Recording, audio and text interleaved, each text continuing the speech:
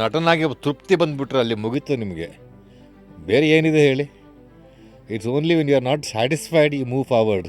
ನನ್ನ cinema entry was very accidental. ನಾನು actually ನಾನು ಇಂಗ್ಲೀಷ್ ಥಿಯೇಟ್ರ್ ಮಾಡ್ತಾ ಇದ್ದೆ, ನಾನು ಕನ್ನಡ ಥಿಯೇಟ್ರೇ ಮಾಡ್ತಾ ಇರಲಿಲ್ಲ.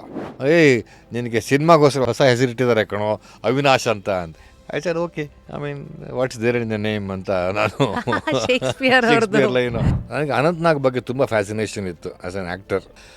ಹಿ ವಾಸ್ ಲೈಕ್ ಇವರು ಆ್ಯಕ್ಟರ್ ಅಂತಂದರೆ ಕೆಲಸ resign ಮಾಡಿಬಿಟ್ಟಿದ್ದೆ.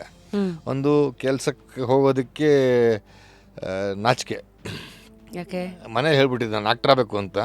Very grateful to Shivanna, because that film game is the break in cinema. ಅವ್ರು ಮಾತಾಡೋ ರೀತಿಯೂ ಅಷ್ಟೇ, ಅಣ್ಣವ್ರು ಮಾತಾಡ್ತಿದ್ದ ರೀತಿಯೂ ಅಷ್ಟೇ. ಅವ್ರೇನು MA PhD ಮಾಡಿಲ್ದೇ ಇರ್ಬೋದು, ಬೇರೆ ಮಾಡಿಲ್ದೇ ಇರ್ಬೋದು, but he was much more sensible than most educated people I have seen. He knew how to be a star. ಆ ಜಾಗಕ್ಕೆ ಏನು ಮಾಡಬೇಕು ಎಲ್ಲ ಗೊತ್ತಿತ್ತು without being a star. So ಇವತ್ತಿನ ನಿಮ್ಮ ನಂಬಿಕೆಗಳೇನು ಸರ್?